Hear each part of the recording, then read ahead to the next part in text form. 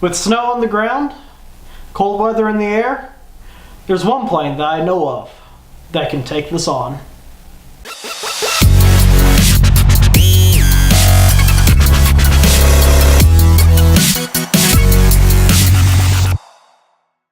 Today we have an oldie but a goodie, something I've been flying for the last couple of years, the E-Flite Timber. As the weather is getting worse and worse out there, you need something to conquer it all. She's got flaps, she's got floats, and she has the slats. She'll do really well for you. Hey Tit, can you help me for a second get this plane out?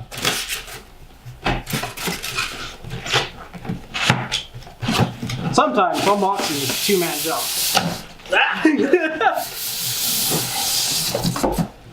E-Flite makes sure their planes are pretty well packed and they're usually really tight to get out of. Thank you, Tate, for the extra hand. It's always appreciated.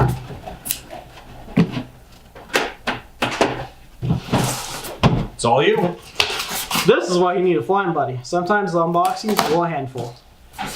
So the first thing I want to do is actually get the stuff outside the back end of this, because you notice there's actually cardboard on both sides. This help just keeps the plane protected pretty well. And revealing on this side, we have the big old gorgeous wing. And the nice thing about these planes, in particular, they have actual plastic as for hinges instead of just LiPo, which really helps. Over 150 flights, it keeps them from just wearing out. That's mostly on the elevator and rudder. For the actual ailerons and flaps, it has these beautiful, I believe they call them barn door hinges, where they fully extend and give gap. The actuation of these is just beautiful. And then the ailerons themselves actually have carbon fiber rod for the pin going through them. So they last forever. I've had 150 flights on this plane without a single issue coming from these hinges. And they got lights. So when you get into that dusk time of day flying, which is gorgeous, you can see her orientation really well because of those. And you have optional spots for the slats. I haven't used those yet, but hearing from other people about them, they help you slow the plane down.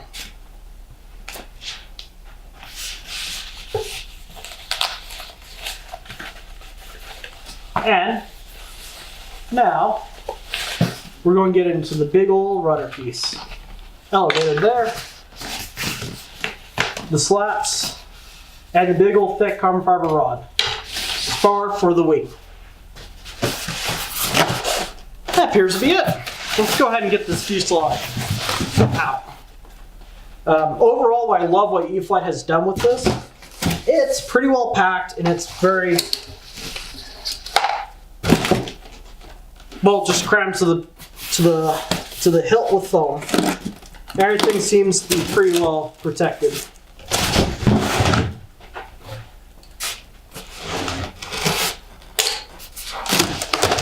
Aha! We got the other wing. We got floats. Floats help you a lot, either flying on the water and you can use them on the snow. Have had excellent success with them. And the big old beautiful fuselage. Got the manual, landing gear,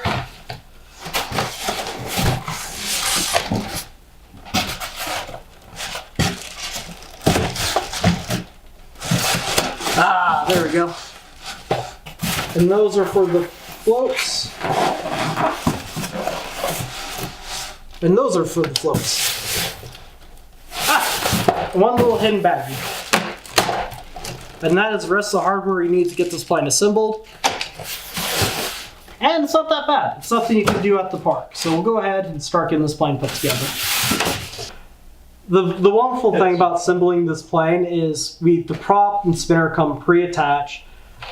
You may want to take this off if you want to do a spin-up test or get all your controls set up beforehand. But it's a nice little feature to have. And we have actual moving landing gear that has a spring in the middle. Since I bought mine original one back in the day, it has new springs wherever the springs are. And supposedly they don't break on the first crash. When I had mine, they snapped on the first landing and had to get new ones. Luckily I got it repaired the day of and didn't have to worry about it. The nice thing about it also has plastic hinges in the back, which even though they're still a life hinge, these have lasted at least 150 flights without an issue. So I'm a lot better with that than just regular foam hinges. And you have big old nylon screws to go in here to hold on your wing. I had to change those since I bought mine. They don't last as long as regular metal ones, but they're a lot harder to use. And you don't want to knock out your landing gear, your lights for landing. And we're going to go back over to the big old beautiful wings. E-Flite, you've done something amazing with these. I did point out earlier the nice hinges you get on these, but as you look at this, there's no control horns. There's nothing poking out the bottom of these at all. Like a true balsa plane, how a lot of them work is they're running inside the plane themselves. And that's wonderful. The only sucky part is when you have to replace one of these, but if you don't have to ever do that, it's gorgeous to see that in the air without seeing those at all. And you get a big old beefy carbon fiber rods run through those, and yeah, that's a lot of rod. The only issue I've had with mine so far is the one in the tail. I had it snap one time on me. Luckily it was in the air, but it kind of sucks on the transportation. I wish they were a little bigger. These also have the plastic hinges, and they last forever, thankfully. But the star of the show, the floats. A lot of people suggest going with skis to go off on the snow. I learned off of floats. They're wonderful to have on the snow. These are absolutely amazing. They have this nice little rib design on the bottom. They skid off the snow beautifully. They're really strong. We've had floats from E-Flite before that didn't last very long. These last so well. I've had a lot of flights off the snow with these. And luckily the rudder themselves have a little hinge in them that's spring assisted. So that way when you get it on the snow, it goes and hops up and doesn't want to break off for you, which is wonderful. And that's how both of them are. And I think that, haven't tried that in the water yet, but I think they would be wonderful in the water. One of these days, I gotta try it out. And get the nice little decal. At least they're, not just plain white. And of course, we have beautiful slats. One of these days, I need to try mine. There is a way you can just pop hot glue into them. So that way it just is a rubberized texture on the inside and these can be removable. So I need to do to mine one of these days. So these are pretty well packaged. They got the nice little foam around them. Just a lot of tape to get off.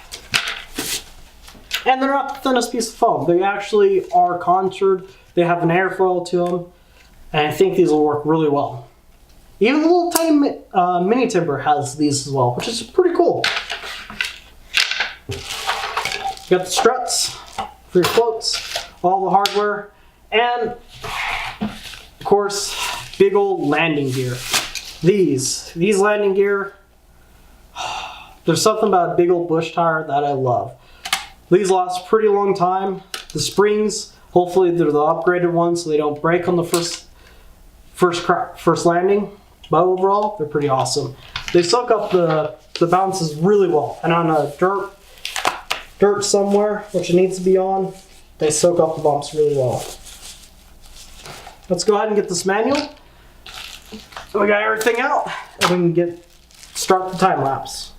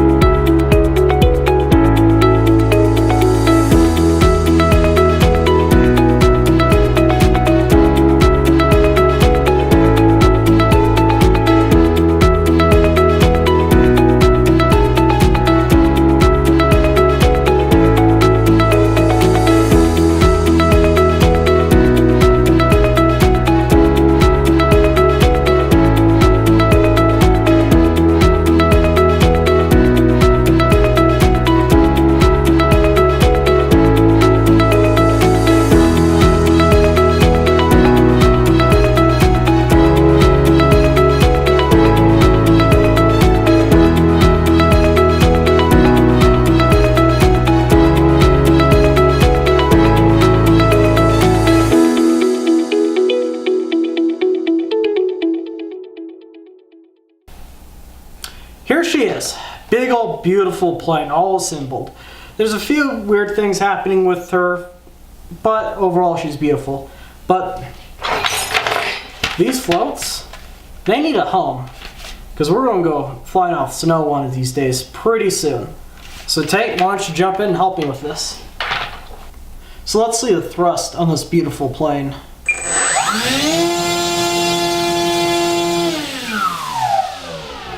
Now for a 3-cell plane, she has a redonkulous amount of power, which allows her to take off very quickly and do whatever you want in the sky. It's wonderful. You can knife edge, beautiful rolls, beautiful loops. It is a lot of fun. However, for whatever reason on this particular foam set, if I go full thrust or even really over 60%, this tail, she's moving quite a bit. And as I mentioned earlier, I had this plane about 2 years ago and I bought it. I'm still flying it to this day. I love it. It's a great plane to fly. But this one isn't stacking up as well for whatever reason. We have a pretty good gap on the nose here. Mine's very tight. This wing halves don't meet up very well. Mine meets up beautifully. The flaps aren't actually level together. The one on the left is down a bit. The crocodiling on this plane is far worse than mine, which is really sad because she is a beautiful plane. I'm a little disappointed because this is going to be my good buddy Tate's plane. He's seen me fly mine for 2 years now, 150 plus flights. Just loving to fly this plane. Every moment I can get to fly mine, it's fun, it's wonderful. I know if I have a bad day, this is a plane I can fly and bring back home without crashing it. It's something I can rely on. It's those bad days where you need something fun. It's the bad days of weather which you can fly. It doesn't matter what's happening, it flies well. And I hope this one will fly as well for him. To actually move on to the positives of this plane, we have a power setup that is unbelievable on 3 cells. Unless you want a godly amount of power, you can step up to 4, but I have never felt the need to. The one time I did, the nose ripped off on accident because I had so many flights. And I never replaced the prop, so replace the prop every once in a while. Or rebalance it, that helps a lot. These slats look phenomenal on the plane. It's awesome. I hope they actually do what they say and really make her fly slower, land shorter. She'll take off in a heartbeat and land really well, especially on any rugged terrain. Seeing these beautiful ailerons go up and down with their hinges and not being able to see any of the servos is awesome. It's just a little detail that's wonderful. And having full lights on her with headlights in the nose and aviation lights on the left and right with navigation and the white blinking with them on the bottom and top. When you fly this near dusk or even at night with additional lights, it's fun. It's just a lot of fun. It's that little detail I wish a lot more manufacturers do is add these lights because it helps a lot. And the big old bush tires, those are wonderful. You can land anywhere, take off anywhere, just fun. They soak up all the bumps and roughness. And just this is a nitpicky thing. This is because of our preference. She has an EC3 like the rest of the E-Flite and Horizon Hobby products. We fly off of XT60, so it's something we always have to change off of every one we have. And make sure you set your throttle cut. That's a really good segue on this part because I've set up throttle cut on mine because the battery hatch is right here underneath the chin of the plane. And it's a little terrifying when you're trying to manhandle this plane around, flip her upside down, holding her with one hand, getting the battery on, out and in. It's something definitely to have on this plane. Hopefully in the next few weeks we'll get a lot of snow out here so I can show you how beautifully these floats work on snow. I think it's just something overlooked, but it's a wonderful thing having a hobby flying off snow with floats. Until next time, keep flying.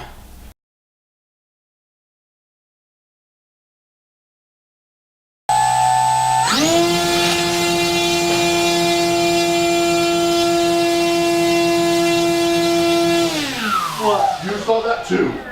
The horizontal stabilizer? Oh my gosh, did you see that? Yes. What?